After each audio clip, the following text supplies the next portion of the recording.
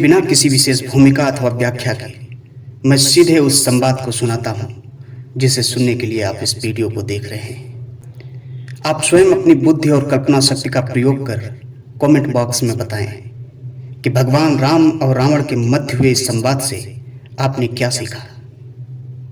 मेरी दृष्टि में यह प्रसंग एक उत्कृष्ट संप्रेषण कौशल का अद्वितीय उदाहरण है। अब आप इसे ध्यान से सुनिएगा।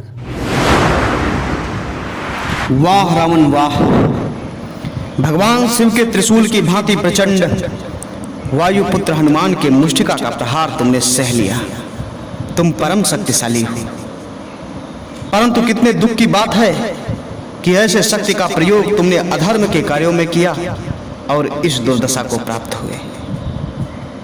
रावण अट्टहास करके कहता है कि एक वन वन भटकने वाले वनवासी को स्वर्ण लंका के सिंहासन पर आसीन त्रिभुवन विजेता रावण के वैभव में दुर्दशा दिखाई दे रही है। भगवान राम मुस्कुराते हुए कहते हैं कि रावण, भक्त और ज्ञानी में यही अंतर होता है। भक्त अनपढ़ हो, मूर्ख हो, परंतु हृदय का सच्चा तथा मन का निर्मल होता है। परंतु ज्ञानी तुम जैसा दुष्ट भी हो सकता है।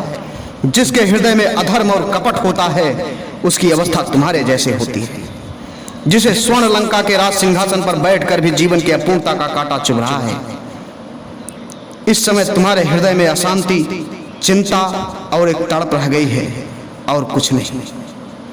तुम्हारे जैसे हर दुराचारी को एक समय ऐसा आभास हो जाता है कि उसका अंत समय आ गया है। तब वह एक घायल सांप की भांति सुरक्षा की बिल ढूंढता फिरता है, परंतु उसे कहीं सुरक्षा नहीं मिलती। वही अवस्था इस समय तुम्हारी है। तुम्हारा अंत आ चुका है। तुम्हारे पाप कर्मों के विष ने तुम्हारी शांति को जला दिया है और तुम उस अशांति की तड़प, पाप के विषैले कांटे की चुभन को छुपाने के लिए ऊंची आवाज में बड़ी बड़ी डींगे मार रहे हो, जिन्हें तुम्हारा अपना मन भी नहीं मानता। रावण, इसी अवस्था का नाम दुर्दशा है।